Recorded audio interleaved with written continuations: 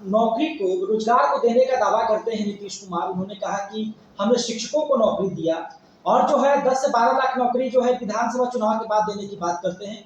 Home guards के लिए क्या है, उनका नियुक्ति पत्र क्यों नहीं दिया जा रहा है? बिहार सरकार लगातार जो अपने वादे हैं उसको पूरा करने की तरफ जो है तेजी के साथ आगे बढ़ रहा है। सरकार का वादा था कि हम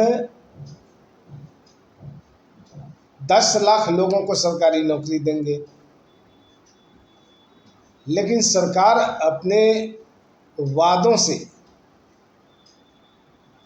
आगे निकल रही है।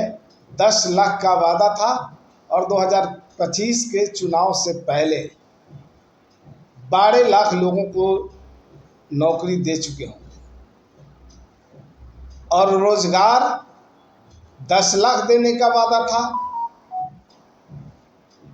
सरकार ने 22 लाख नए रोजगार के अवसर सृजित किए, अभी और 12 लाख नए रोजगार के अवसर सृजित करने हैं।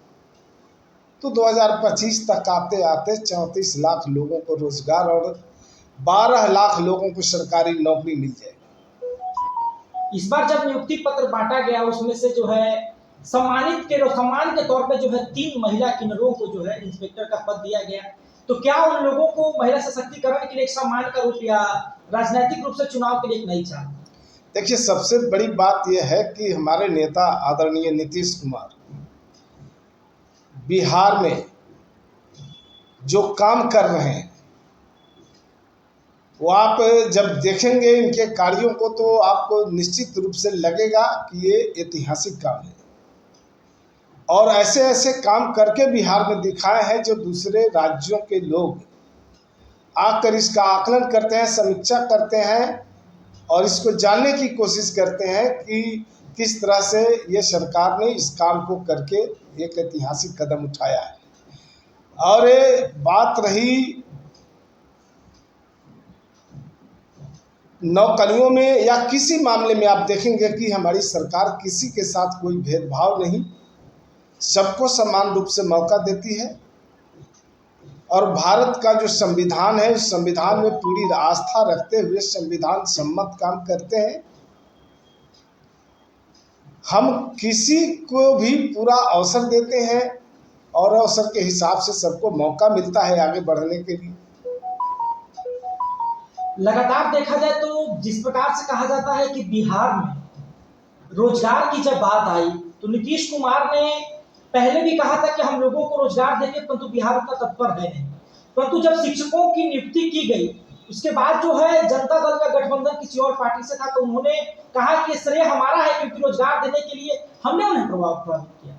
देखिए, सबसे बड़ी बात यह है कि जो 2020 का चुनाव विधानसभा का, उस चुनाव में हमारा गठबंधन एनडीए गठबंधन के साथ था और हम एनडीए गठबंधन के घटक दल थे और हमारे नेता की अगुवाई में 2020 का चुनाव लड़ा जा रहा था। और हमारे नेता ने ये जनता के साथ वादा किया 7 निश्चय पार्ट 2 के तहत कि हम 10 लाख लोगों को नौकरी देंगे और 10 लाख लोगों को रोजगार देंगे। ये हमारा 7 निश्चय पार्ट 2 के तहत हमारे नेता के द्वारा किया गया वादा था। और उसी वादा को पूरा करने के लिए हम लगातार मेहनत कर रहे हैं और विपक्षियों को जो लगातार जनता के बीच में जाकर झूठ बोलने का काम किया और जब जब महत्वपूर्ण मुद्दे आए सदन के अंदर, वो सदन से फरार होते रहे। और यहाँ तक की बात जो शिक्षा विभाग की हम कर रहे हैं, तो उस समय शिक्षा मंत्रालय भी आरजेडी के कोटे में था। तो सिर्फ आरजेडी के कोटे में शिक्षा मंत्रालय का हो जाना बहुत बड़ी बात नहीं है। किसी भी नियुक्ति प्रक्रिया को या कोई भी रचनात्मक कार्य को करने के लिए सरकारी स्तर से अगर वो होता है तो सरकार के स्तर से करने के लिए उसको मुख्यमंत्री जी के टेबल से गुजरना पड़ता है।